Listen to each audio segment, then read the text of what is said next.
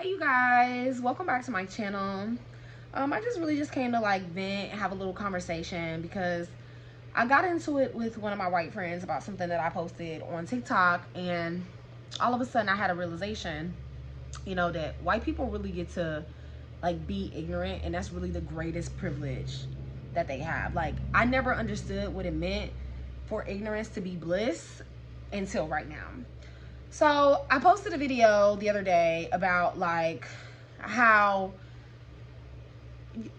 dating, like the function of biracial relationships in media, specifically media, not in society, right, plays a specific function of white supremacy, right? And I'll insert the video so I don't gotta like give it function for function. But you see biracial couples in the media, ask yourself why it's always a black person or a person of color and a white person.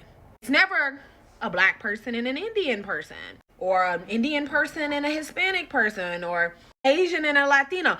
It's always a person of color and a white person. A black woman and a white man. A black man and a white woman. Asian man and a white woman. An Asian woman and a white man. Ask yourself what purpose that serves. Don't worry, I'm going to tell you. It's white supremacy. It all boils down to promoting white supremacy, right? Because they want you to feel like your ultimate greatest good is being with a white person.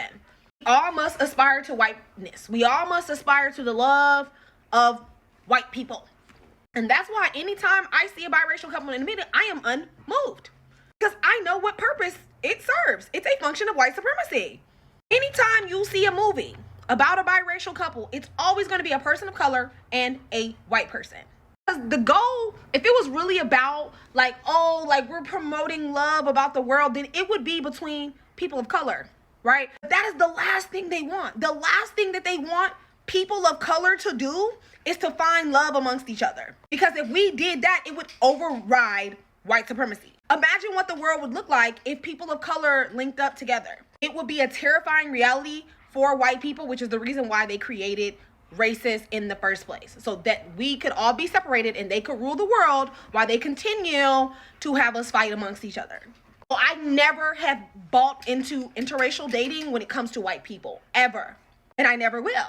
Because I know that it's part of the ultimate of white supremacy, period. But my white friend's like immediate response was, well, I'm in a biracial relationship, and like this doesn't apply to me. Like, this isn't me and my man. I'm like, well, you and your man aren't famous couple in the media, and your life's not a movie. So I don't understand what this has to do with you personally. You know what I mean? So like it started to dawn on me, like, the moment that white people feel criticized for anything, the cognitive dissonance, the emotional comfort is going to kick in, and then all of a sudden it's not that deep their way out of any conversation, and then it's not even a conversation anymore, right? They're going to think that you're over analytical of the system and that you're unfairly judging all white people, when really it's not even a critique about white people, it's about the system of white supremacy. But because white people identify with the system of whiteness, it's going to feel like a personal attack, right?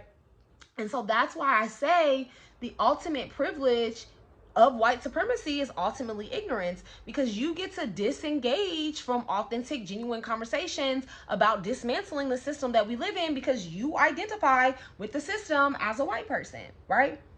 White people do not have an identity outside of white supremacy, right? The concept of whiteness, which is capitalism, patriarchy, like all of these things are inherently embedded in them as white people. Whereas people of color, indigenous people, we can zoom in on a focal point in history where these concepts didn't exist, right?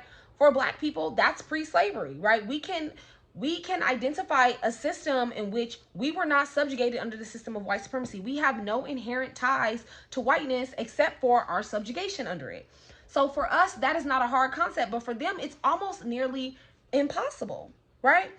And in a lot of ways, it's a privilege, but it's also their ultimate downfall and subjugation. Like, I keep trying to tell white people that their ultimate subjugation is psychological, right? And a lot of the things that us people of color, especially black people, go through are just like determinants for white people to be grateful for the system that we lived in, right? Oh, like every time they see like a black person being shot or a black person being racially stereotyped, they could be, oh my God, like, I'm so happy I'm white. Like, good thing us white people don't have to go through that. You know what I'm saying? Like, they can white privilege their way through life and be happy about it. And then because of the fear of being treated like a person of color, they don't have to engage with the concept of dismantling the system because they know the system works to their benefit, right? I keep saying the reason why things aren't changing fast is because white people fear a system that they don't understand, right? Even though life kind of sucks right now, the world sucks, they probably think it'll suck more without it because they live in a privileged class and they fear living in a system where they are not privileged, right? This is the only world that they know. This is not the only world that people of color know. White people, because they abandoned their ancestry, right? They abandoned their ancestry. They abandoned their indigenous roots. They cannot connect to a world in which they lived like that. They can't connect to a world where they lived off of the land. They can't connect to the world where they communed with their ancestors. They don't even remember those identity classes. And because of that, the only thing that they know is this system, right? Whereas people of color are constantly, almost religiously, right, if they're educated enough, mourning a world that pre-existed that. I'm always thinking about a life in which I wouldn't have to commodify my labor, right? The only labor that I would have had to do as an indigenous person would have been farming, hunting and gathering, right? Which would probably have taken up a couple hours a day, right? You didn't have to work endlessly to pay for things. But white people cannot imagine that type of world, right? In their eyes, the world is infinitely better because of human creation. When none of the, like almost 90% of the jobs that exist, 90% of the world that exists is so fucking irrelevant, right? What do you need Labubu's for? Like, white people are so fascinated with every fucking trend that comes out because their life is trendy and surrounded by capitalism. They cannot identify with a world outside of capitalism. They are capitalistic by nature. The identity of whiteness is capitalism, right? The commodification of labor and resources was literally created coincidentally with white supremacy. So that is literally all they know. When I watch movies like The Avatar, I cry because I see this beautiful life where people were living with the land, with nature. And I'm like, oh my God, like all of that was stolen from us so that we can be enslaved to the system of white supremacy. And it's like, oh my God, like, it's not that deep. Like, you tell this to a white person, it's, oh my God, that's not so deep. Like, life is so beautiful because we have electricity and we can buy Lululemon. Like everything is so fucking capitalistic with them. And everything that they desired is just to improve capitalism, improve white supremacy, instead of dismantle it altogether. They live fundamentally different existences because of us and thought processes about the system because they cannot envision a system or conceptualize the idea of white supremacy outside of themselves because the idea of white supremacy is embedded within their very identity. It's very irritating to have white friends, and this is why I don't have a lot of white friends. And I mean this in the nicest way. And it's like, I never have these conversations with my white friends because I fear their response. And that's sad because I knew it was going to come to this eventually. Right? That's the thing about being friends with white people. You know that one day the conversation is always going to lead to right here because they're going to try to knock their way out of engaging in it genuinely. And that's what happened. Like, that's what happened. I don't know.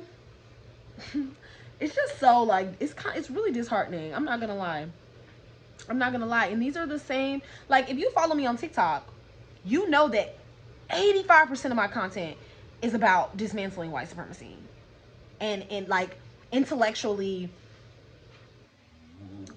conceptualizing the concepts of patriarchy, capitalism, and how they affect us, right? And what that really means. So as my friend, for you to follow me and never engage with that content mean that you have been actively bothered by it for years. You've been actively avoiding engaging with it because to you it's not that deep, right? It's not that deep. Except, and it's so crazy because, stop that. It's so crazy because it be the same white people who have a hard time finding a job, who have a hard time paying their bills, right? Who are going through different systems of patriarchy and misogyny, but they don't want to that deep in them because ultimately they hope to have the same power and success as maybe not the 1%, but the top 25, right?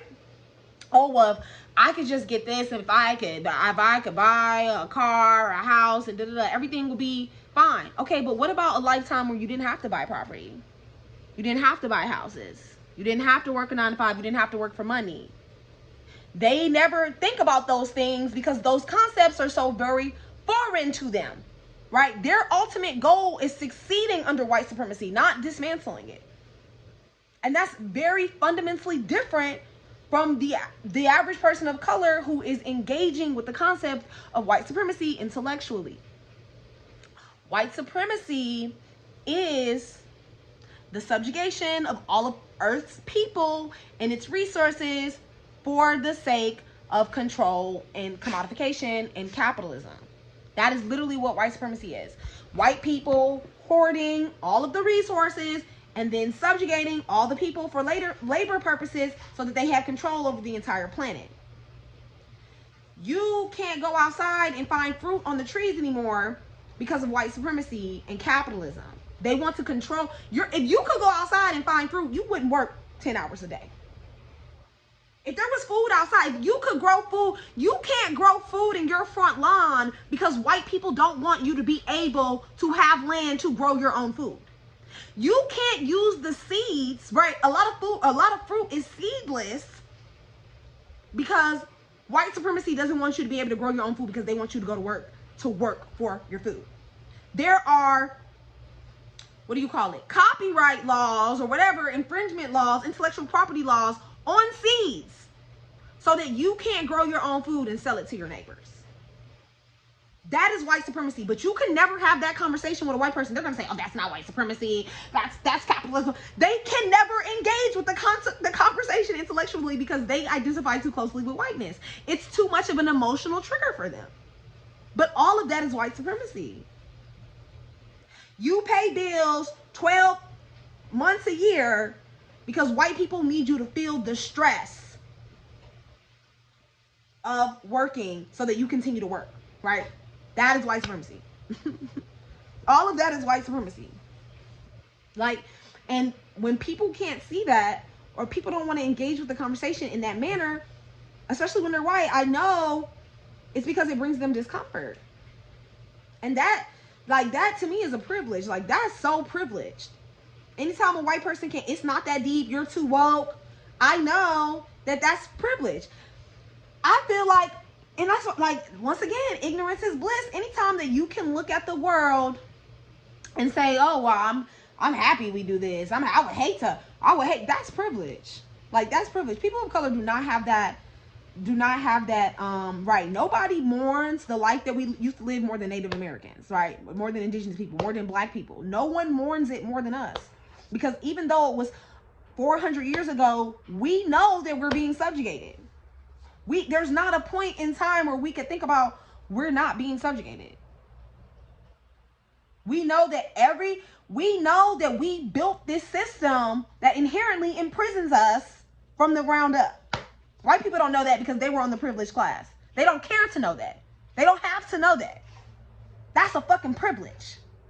It just bothers me. Like, I just be so bothered. Like, white people it's not they deep they way out of fucking anything. Meanwhile, I'm doing all this motherfucking cognitive processes. I'm not gonna lie. And I don't make friends out of white people. No tea, no shade. Like, no tea, no shade. Because every time a white person is not that deep they self in a conversation with me, I'm gonna remember why I don't be friends with white people. Like, just like that. Boom, boom. Mind you, this is the same person I had to say not to say the N-word. It's not that deep. Everything's not that deep to white people. Everything's not that deep because they are looking at everything from a sense of privilege. I keep saying, like, even with the Starbucks cup situation right now, right? They running to buy these fucking $30 cups. I keep saying that The system is never going to change because white people identify too closely with capitalism, right? They don't have culture. They don't have sense of identity. At least American white people. I don't want to get into like other forms of white people, right? You know, the French are a little more revolutionary. But as long as white people are the ultimate consumers, the system won't change much, right? Especially with them being like 55% of America. The system will not change much because white people fear a different system, right?